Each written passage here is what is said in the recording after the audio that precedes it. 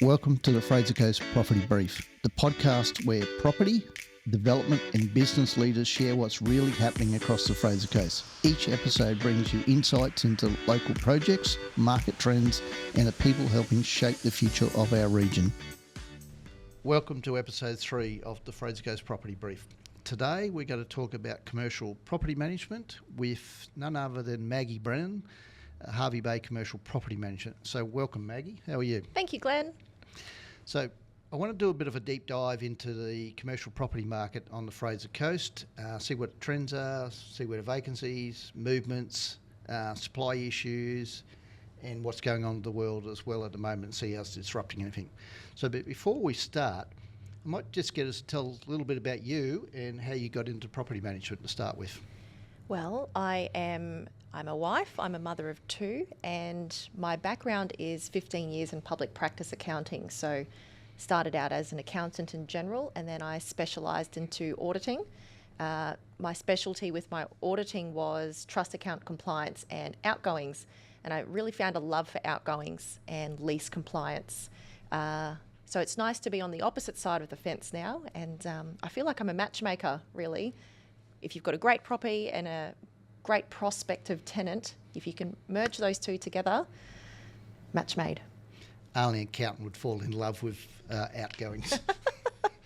All right, so take off your auditing hat and we'll talk about the commercial property market. So give us a bit of a high level oversight of where do you think the market is at the moment, you know, in the commercial, what's the movements, are the rates going up and down, what's the strongest in the sector, just a high level overview to start with. As a general overview, I think commercial is performing strong in Hervey Bay. For an example, if you sit at the traffic lights, the amount of cars that go past branded with either trade or service-based businesses, sparkies, plumbers, builders, some are brand new businesses that we've not heard of, some are expanding their fleet. So I think that's a really good indicator of how businesses are performing in Hervey Bay. Industrial is quite strong. We're finding a lot of growth from down south, so places even as far as the Gold Coast, moving further up, Brisbane, Sunshine Coast, Gympie, and then from the other side, Bundaberg, they're coming to Hervey Bay. They like the lifestyle change, they see the growth that's happening in the region, and naturally they want to set up a base, perhaps even a second or third location. So that's what we're finding. Industrial is the strongest performing commercial market at the moment. Yep. So taking on what you said before, we were just at an economist breakfast earlier today. Trades is probably one of our big growth areas. We've got over 860 housing types a year coming on each year. We've got 2,500 people moving into the area each year, and that's going to continue on for about 20 years. So with the rental trends, I imagine industrial is one of your biggest pickups at the moment? Yes. So what's happening in that sector and what's the type of buildings they're chasing? They're chasing a bit of a hybrid space, so somewhere that they can store belongings, their tools, even their vehicles, and also a bit of a space where they can serve customers or have some staff there. So, you know, as an example, with some industrial we have out at Drury Lane, some have a mezz floor. They might sheet up for a bit of an office space, sheet down for a bit of a reception area, and then, yes, have this massive workshop that they can use either for warehousing, storage. So that's a great performer. People are really trying to find the best bang for buck. They're really conscious with the costs. So supply keeping up with the demand in that sector at the moment? Yes. I think it's piquing a lot of interest locally, but as well as people moving here to the region, whether it's for family reasons, growth. So yes, there are a lot of factors, but there is a lot of demand for industrial at the moment. So with construction costs over the last few years been going up a lot since COVID. Obviously that puts cost onto the building, which then in turn puts cost onto the rent. Has there been a spike in rental rates per square metre or, you know, the amount people can afford over the last couple of years? And is that still heading north or is it steadied off? It is heading north, but I do feel it is becoming quite steady. People are very conscious of what they're paying. So some inquiries that we receive, they have all these grand plans before of what they'd like to do, and picking a bigger space and thinking we could do this in the future. What we're finding now is they're quite conscious, right, let's see what we can make do with the space that we have and really maximise that. So yes, they're paying market rates out there. The market is quite strong. That's what we're finding at the moment. So has the crisis in the Middle East and the fuel pricing going up put a bit of nervousness in the market over the last couple of weeks? Is it making people sit back and pull back on their ideas, or just hold back a little bit before a decision? I think so. It's a bit of a roller coaster. I've found after Christmas, and especially after the New Year period where people had settled back into their routine, they were quite keen to look for new space. They have all these big grand ideas, but with the prices that are going up globally, whether it's the cost of living or petrol, they're becoming very fee conscious. So they're looking at they're looking at the leases, they're looking at the proposals inside out, rather than before just taking a bit of a gamble and saying, yes, we can do this, let's go ahead. Yeah, I suppose with our long-term growth, this should stabilise and people should get back in the market over the coming weeks or months. So I think it's only a short-term glitch. Let's talk about the big sector here in the Fraser Coast. So health is our number one employer. We have over 22% of our workforce employed in the health sector, which is double anything else we got in the region. We've got a shortage of doctors, nurses and medical facilities. So how strong is the health sector in the commercial property market? From our portfolio, I believe it's quite strong. As an example, we had a medical complex. One tenant had vacated, and within 2 weeks we had already secured another medical professional to go into that space. I think it's all about the surrounding areas. Those precincts are quite strong. Even in the NDIS space, we've had other examples of, they've got one location, they expand into next door, whether that's just for their office staff, whether they have staff on the road that they need a base. Some have even gone down the storage route. They just need extra space. So we're finding health, NDIS and all of those allied services, it's quite a strong sector. Are they trying to focus around the two hospitals, or are they spread off around the whole of Hervey Bay? I think they're still around that area. Even Drury Lane is only minutes away from Aroween Road and the hospital sector. So yes, that's strong. Yep. And our retail shops on the Esplanade, tourism strong. Our airport's doing record numbers coming in here. Retail sector is the third biggest employer in Hervey Bay area. Well, I agree. As you drive down the Esplanade at those peak times, school holiday times, you see no vacancies. And then some of those precincts that are really busy, fish and chip shops, ice cream shops, you see customers just spilling out of there, lining up. It's great to see.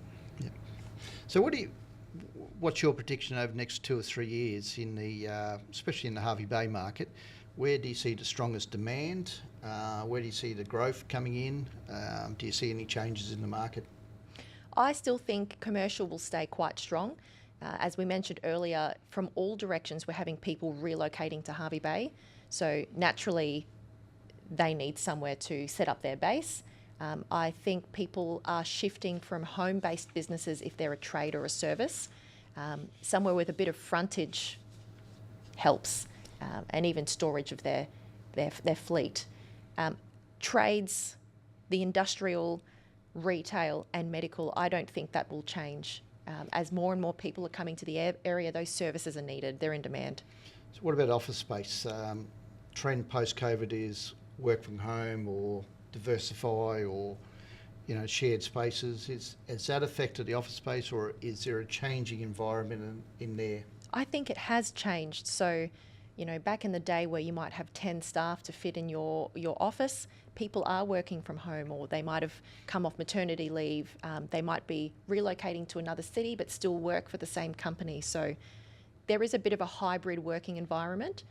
Naturally, some people might be downsizing, but then on the flip side, you also see some people that are expanding, whether it's health or NDIS, they're always looking for more room. All right.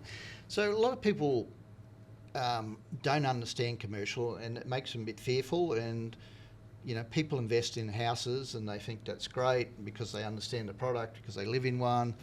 But when you're investing in a house, you're probably only getting a 3 or 4% net return. A lot of the industrial properties will achieve 7% plus net return, and they're also longer term leases. So explain a little bit about how a lease works in a commercial property compared to a residential property. I'll come back to that. It's funny that you mentioned, because quite often people say, oh, I thought all you do is collect rent. Commercial property management is so much more than just collecting rent. So I think it starts with, firstly, the location and the quality of the tenant. If you can make that work together, that's step one. Yes, you have to look at things like the lease, the length of the lease, the way it's structured around rent. Is it a CPI increase? Is it a fixed increase? Is it market review? There are many components. Outgoings is another thing compared to residential. So in residential, you just collect the rent and the landlord is still responsible to pay for council rates, insurance. Generally speaking, with commercial, those charges are being on charge to the tenant through outgoings. So the landlord, it is really lucrative. It's a different industry, complete different game to residential. So when you're actually getting a net rent, it's net rent in your hand, basically. So the property manager's fees, rates, body corporate, everything's paid by the tenant normally, and the owner gets a net rent as an investment. So usually it's a lot stronger than a residential. The sale price and demand is probably more based around the actual rent. So it is important to keep your properties at market rent and reviewing it. So what do you do for your landlords to make sure that their property is still performing within the market? Because we get spikes and troughs. So how do you maintain a good property for a landlord? If we have a new property that's come on board, we look at things from how does it present? Is there signage nice and modern and up to date? Are the gardens maintained well? Does it need a bit of a gurney? Does it need a bit of a clean-up? So I think if you're presenting your building well, you can naturally get rents that is towards the upper end of the market.